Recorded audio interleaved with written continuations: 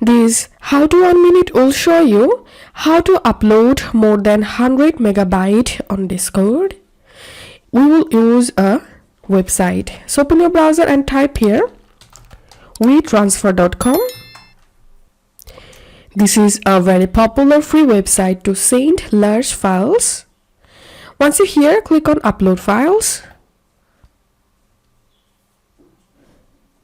And all you have to need, just select the large file which you want to send and click on get a link. And if you don't see the option here, then click on this three dot and make sure to select get transfer links and wait until the file upload here.